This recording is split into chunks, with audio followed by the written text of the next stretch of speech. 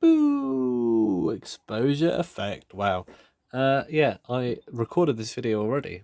Luckily, I only recorded about 1 minute 40 of it, because after recording the last one, yes, I'm going to reintroduce the whole thing because I said some important information. After recording the last one, I went back into my files and I deleted probably a couple of hours worth of redundant footage from old videos that I've already uploaded, because I don't need those files again. So yeah, if this video channel gets taken down, lost media alert. I love lost media, so I'm happy to contribute to the lost media in the world, even if it's not in the helpful way. Oh, okay, not looking good, Parnall. Not looking good. This just happened now. This has never happened before. I don't know why this has happened. Right. Okay. Let's pretend that didn't happen. Yeah, that kind of threw me. Ooh, threw me like a snail over a cat's tail. I don't know. Yeah, I don't know what's going on, to be honest. I'm saying stuff without thinking about it. I think I need some tea.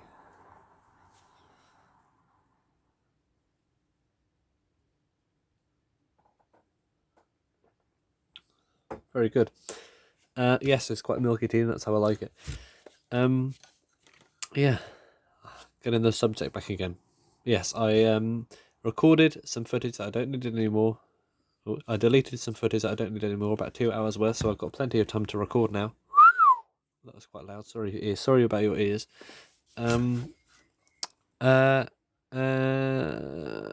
Yes, but I recorded a video, forgetting to do I did a rookie mistake, and it's clear that I've been away from recording too long, because I made a common rookie pleb mistake, and that was not to clear my recycle bin out, because the files were still technically in my phone. Then I came to record after 1 minute and 40 of saying important things. It said video ended, maximum file size, and I just remembered, I forgot to clear my recycle bin. So back to square one, and we're already 2 minutes 14 in. I'm pointing to the little timer on my camera when I'm recording, but you won't be able to see it there because that won't be there, so sorry. No timer for you. It'll be down there instead. YouTube moment, just there. That's where the little red dot is. Or various other thing, I don't know. Right, calm down. It's only a clock. So I'm going to reintroduce the video. So what I said was, as the paint job probably it looks a bit bad. I gave them the benefit of the doubt because I wasn't sure if it was worn down because it's old, or the paint job was generally patchy. Because if you look at it, you can't really see it on camera really, but you can't really see it that well on camera, but it's sort of thicker in paler in sort of patches around, like it hasn't been painted properly. But I gave them benefit of the doubt because not only should an aircraft company probably be expected to paint stuff properly, it's also been set in the box for about 70 years. So yes, you're doing fine. Right? Is it 70 years? What's 2023 minus 70? 1953. It's older than 70. It's 77. Okay, 77-year-old clock. Is it 77 already? Yeah, I suppose it must be. Yeah, okay. Well, it's a 77-year-old clock. Doesn't look it, does it? Yeah, wow. Okay, that kind of threw me. I'm going to say that thing again, aren't I? Yeah, I'm not going to do that. Yeah, I can't remember if I said it like it was supposed to be a joke, but it ended up having no punchline or something like that. And I can't remember if I said it in this video or the old video that I just deleted. Wow. Right, today's video, 4 minutes and 17 seconds wasted already. Let's service this thing. So even though it's a new old stock, I think it kind of seized up a bit, and it needs a bit of attention, and it'll be fun to work on anyway. And it stopped after being wound. Yeah, stopped a bit. So yeah, it needs a bit of attention. So anything I want to say before I get into this thing? Not really. Apart from we need to sort this out ASAP because the hands are falling off. Right. Yeah, the movement. So yeah, the base is held on in a weird way. I'm not going to try and take this off, but I think I know how it went on. Right, bezel off first, I presume.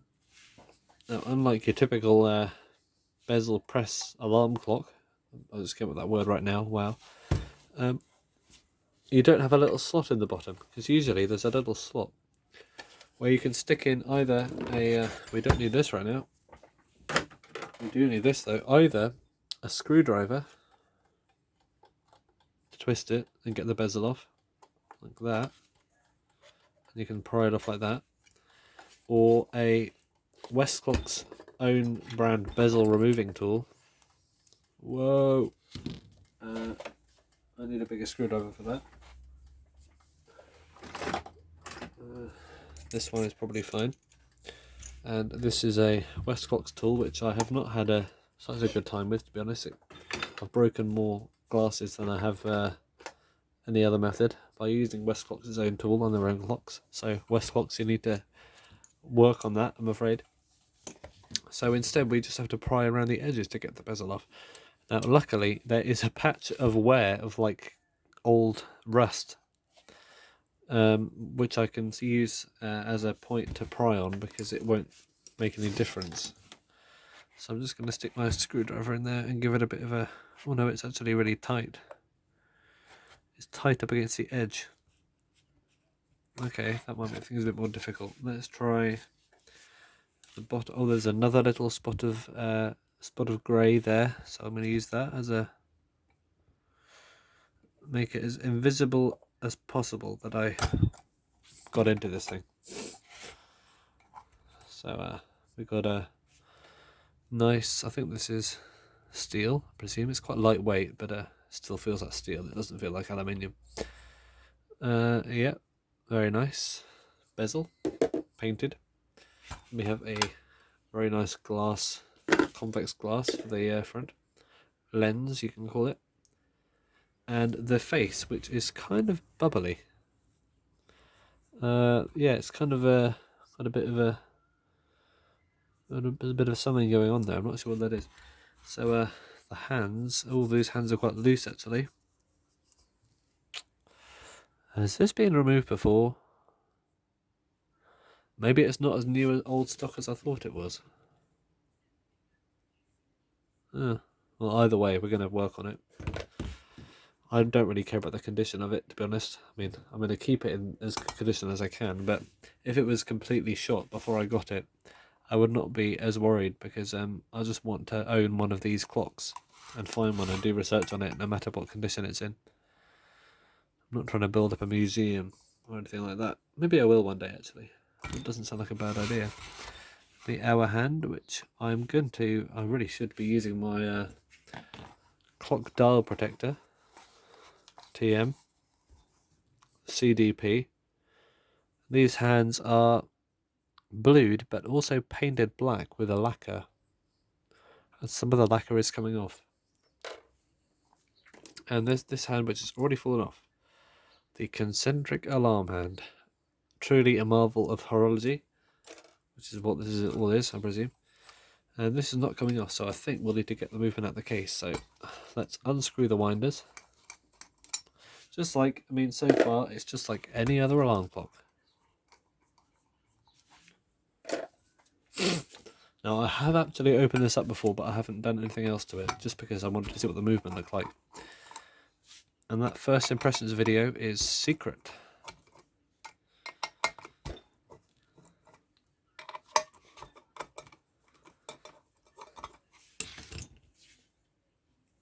For the elite club members only. Ooh.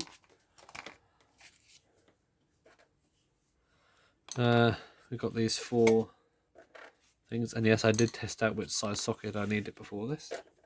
So I'm not that. I'm not a psychic. And then, oh yes, there is the glistening. That's very glistening, isn't it? Movement. Now, inside of the case, do not forget, the base appears to be made of a thicker metal, thicker steel, much thicker actually. It's quite solid. A nice sort of concave design, and it's held in a method I have not seen before at a clock. It's held in with tabs. Usually they are riveted through the middle. There's a square hole in the middle, as if it might have been planned. They might have planned to have a rivet at some point, but I doubt it. They probably planned everything out properly. And a button in the top, which is riveted in. That stops the alarm. And yeah, the top of the case is a thinner metal than the bottom, but it all holds together well. And I might say the movement fills up the case so well. I mean, the size of this movement is as big as they could get in this case, or rather the case is as small as they could get with this movement, because this fills the case so well. Look, I'm shimming it around. You don't get that a lot. You really don't get that often. A lot of the time the case is at least, they could have made the case a bit smaller, like the weld time up there. The movement is, a lot smaller. I mean, look at the distance from the nuts. That's the corner of the movement right there. Look at the distance to the edge. Whereas on this one, the distance to the edge is, there isn't really. So yeah, the movement fills the case so well, and that's a great, nice thing to see for someone, an alarm clock movement connoisseur like myself. So let's pull this knob off, as it came off already, and unscrew this one. The opposite direction, okay, so you unscrew it clockwise, which is quite unusual.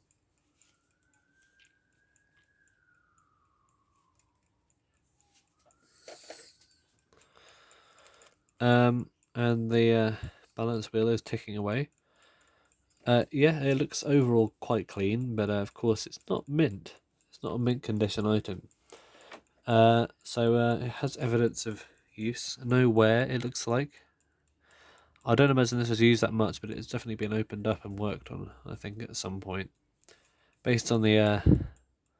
So there are a few nicks and scratches around. Oh no, that wasn't a scratch. I thought that was a scratch, but it's actually just a piece of hair. Yeah, I don't think this has been opened up that much then. Yeah, we'll discuss the design in a second. But I think the dial is held on from the outside like this, which is quite unusual. Held on to the corners of the movement by these little tabs. Something I've not seen before. Although the John D. Francis Ringer, which I did a series on, did have a couple of these, but they also had a folded tab or something as well. But this is 4 of these, which is great actually, because instead of tabs, you don't bend them and they won't get fatigued. Right, this is the back of the dial. This is the alarm staff, or shaft rather, with a one-way spring, like in a Westclox sometimes you get, or a Whirler alarm, and you can turn it one way, like that, but the other way it, tightens itself. So that's how they make alarms not turn the wrong direction. The hour pipe, hour wheel, and the alarm. So let's put these all back here and see what it looks like from the front.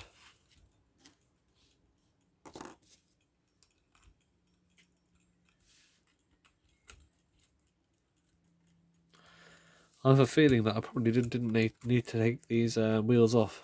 I mean, if the hand wasn't already falling off. I didn't need to take it off, but oh well. The hand fell off, so I did. Alright, that's what the front of the movement looks like with all the other wheels on it. And yeah, this is quite an interesting thing. I think in the first impression video I said it looked like a movement that was designed by someone who'd never designed a movement before. And I think that still holds true, because there are lots of unusual choices going on. I mean, it works, which is a good thing, but it's quite large, and it's not very compact, because there are quite a few big gaps in there, which they could have contracted a little bit. Yeah, I mean, I suppose it's not that bad at all. It's a working design. I don't know who designed it. I've never seen this movement designed in any other clock, so I presume it was made by Parnall, who actually... But I imagine this designing an alarm clock movement takes at least months of work. So they were planning and designing their own alarm clock movement, which is, not something that happens immediately. So yeah, well done for them if they indeed did do that.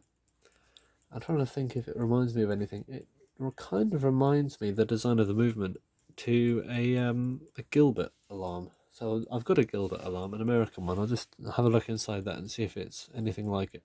So here's the movement of an American-made Gilbert alarm versus our Parnall here on the left. And I'd say they're quite similar, but not in a way that's particularly dramatic. I mean, they're both kind of generic. But I think it was the wheel cutout shapes, like that sort of curved cutouts on the wheels, which is the most similar thing. So this Gilbert's missing a few parts as well, actually, like the alarm shut-off lever. But yeah, I mean, the reason I thought there might be a similarity is because LSM, another company, the clock I showed earlier, actually, one of the big rectangular one in the last video, has a movement very similar to the old Ingram designs from America. Their alarm clocks, which date back to probably the 1890s, I think. Maybe earlier. I don't know. Tighten this up again.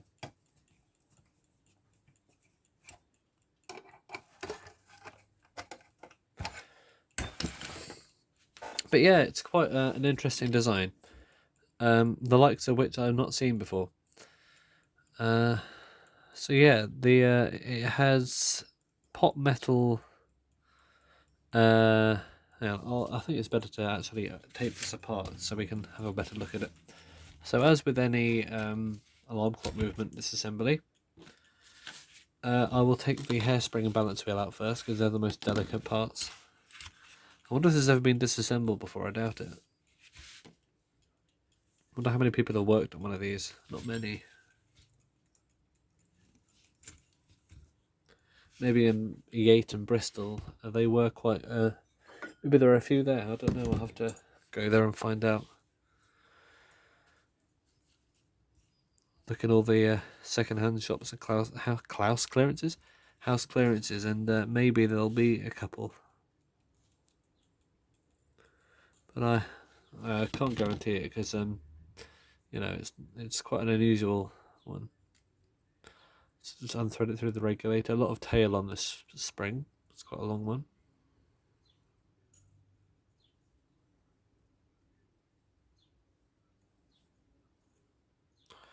And it's kinked in quite an awkward shape as well at the end.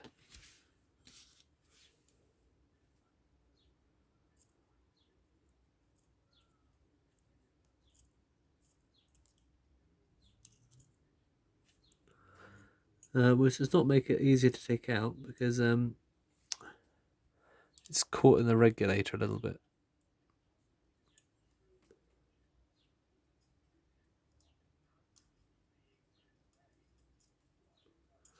Let's try some tweezer bending.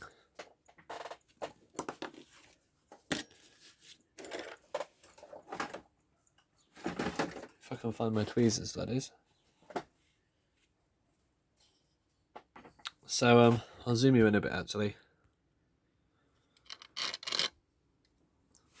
So I'll try and unbend the hairspring a tiny bit. I think we got it. I mean, there's not exactly a spare hairspring lying around anywhere. Not one of this movement.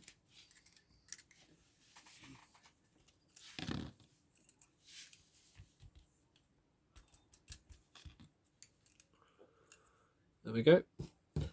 The balance wheel, which is a very, very nice brass two-spoke design.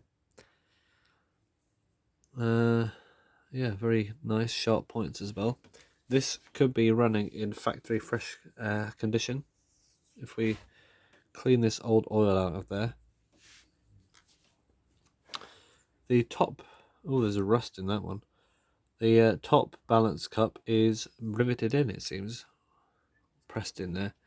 I don't think I'll try and get that out because it's not just full of dirt like it usually is.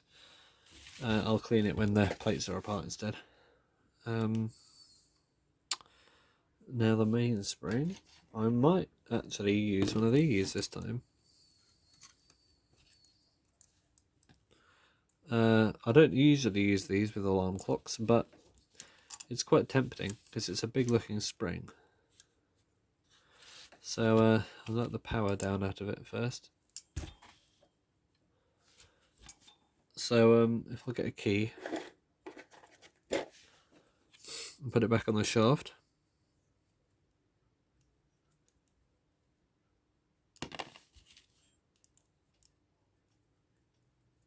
Like that. And I'm lucky, it's good I've taken the balance wheel out because, you know, I can do that without being worried.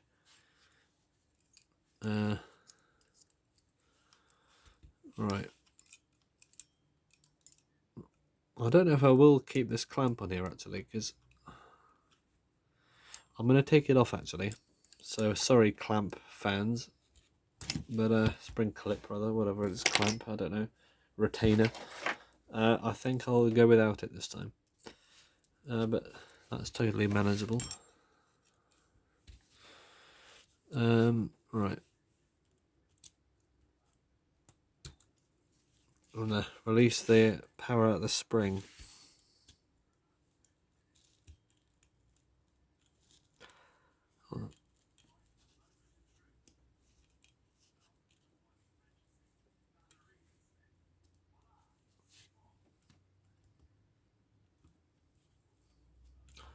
Slowly go in there. Just nudging the spring click out the way. Disengage the ratchet. And rotate the key backwards so the spring unwinds.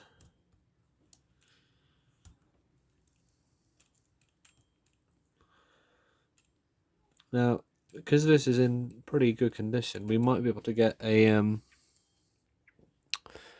great running out of this. Because if it's you know, if it's not worn down or anything, then I don't see why, and it's cleaned up, I don't see why we won't be able to get a as new running out of this. So that'll be quite exciting to see if we can actually get the best we can out of this movement, and it'll be a great justice for this quite unusual clock as well.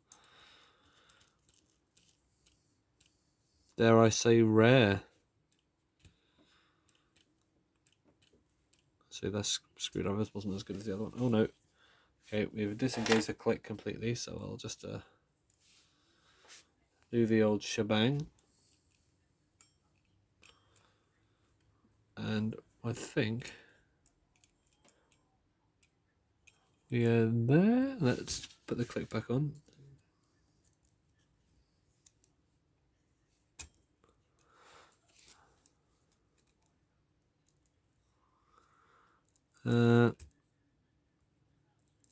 Well, it seems to be stuck. I don't know if I've done anything to it. Oh no, I haven't. It's got the thing on the wrong place. Now the alarm spring needs to be wound down as well. So I'll take the bell off to get more. Although actually no, it's right there. Okay, I can probably do it with the key then. I was gonna let it just run down, but I think we can actually do it properly this time.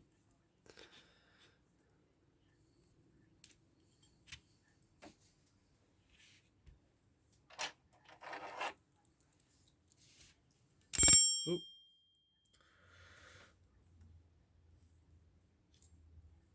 Let's get this click undone.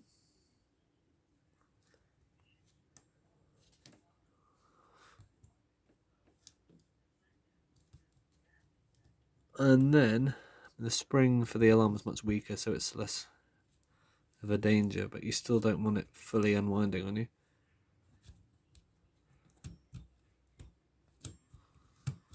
Rightio.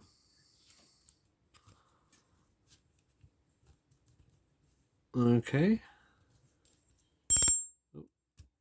Quite a nice shrill alarm. I haven't listened to the alarm yet, but I will when it's put back together again. Now we've actually got a bell on sort of adjustable mounting, so we can probably tune the alarm to the best sound we can. Also, it looks like the bell's been kind of pressed in there, like the brackets are bent. So we might be able to adjust that. So let's. We should be good to just undo this now. Now there are two ways of taking this apart. There are bolts on the back, and there are screws on the front, or bolts on the front and nuts on the back. Let's go the nut way, because it's easier to take things out from the back usually.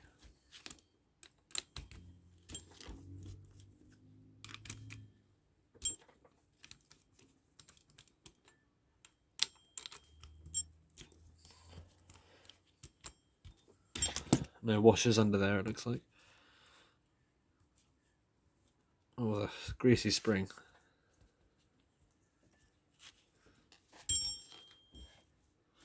And this is the first time I will, I think many people will see one of these movements, well, let alone being disassembled at all, to be honest. But you're going to see it being properly taken apart. You might find some more intricacies.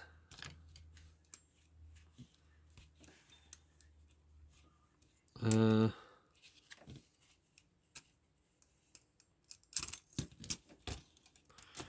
there's the top plate, or back plate rather. The main spring, which probably could have used a clamp, but I need to clean it anyway, so I will. This is the, I need to use this footage to remember where everything goes. So on here we have a fine spring, which I do not want to damage or bend. On the alarm arbor, which is quite interesting, we have this piece here. I'm not sure what that is, to be honest. I think that's actually the alarm stopper, the jammer thing, but it's actually really clever. They've used this as a pivot for it. We've got the alarm escape wheel, which is a cut wheel, cut pinion and a brass wheel just pressed into each other. We've got a alarm hammer, which is a piece of blued steel. Quite an interesting design, I quite like that. Now the time train wheels, oh, that's quite interesting. I thought they were just pure pot metal, but they're actually a pot metal center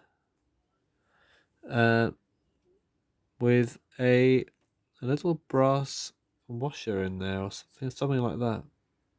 Very interesting. That's quite a well built open lantern pinion, actually.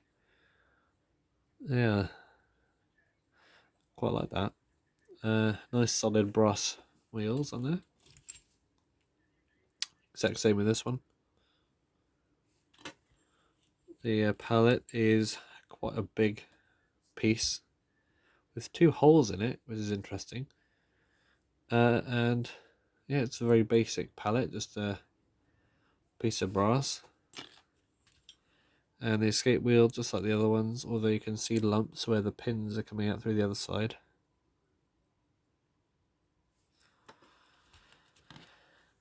And I think, why not disassemble the screws from this side? So, if they do indeed come off, that is.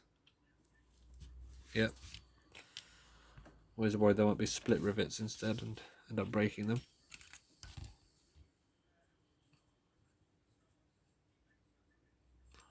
So yeah, it's very interesting to have detachable fastenings on both sides of the pillars, because usually you have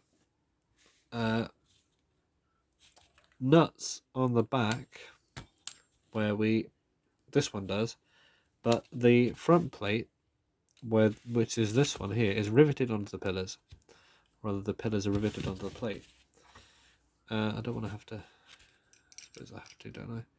Use the non-grippy part of them. The pillars on here are bolted on there. Oop, using bolts.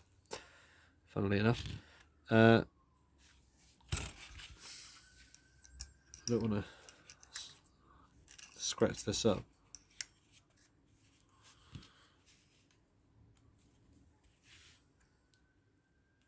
Oh yeah, it's coming out. Okay, quite stiff. I mean, it's good to take these off because we can clean very in depth. But yeah, this one has fastenings on both sides of the pillars, and like a Westlock's one, where the back is riveted on, but the front use bolts like this. But this is the best of both worlds. In some movements, you have riveted both sides, and you can't disassemble them without grinding the rivets off or something like that. But you don't see that in many British-made ones, thankfully.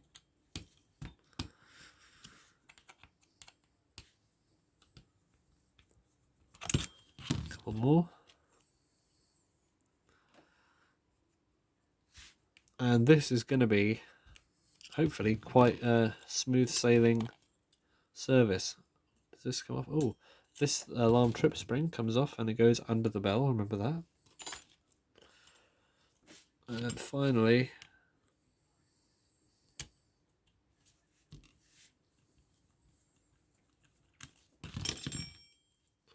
bell came off. Now,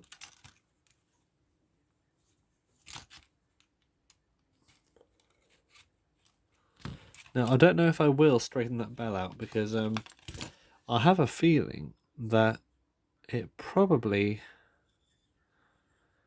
might hit, because it might hit the edge of the case. Yeah, it might hit the edge of the case. I'll find out when I do it. I just have a feeling because it was so tight in there and it still rang quite well that maybe there is a reason for that, because the bell inside is not usually, it's not something that can get crushed, and if I feel like this has not been worked on before, the drop in the clock would not do that. So I feel this has been purposefully bent in by the factory. But I'll leave it as it is because I don't want to cause any irreversible damage to this very original and rare clock. Is this center wheel the same piece as the alarm setting wheel, perchance? Wherever that is. Oh, here it is. I think it might be. Well, that is good resourcefulness. Well done, Parnall 8. Is this the same as any other one?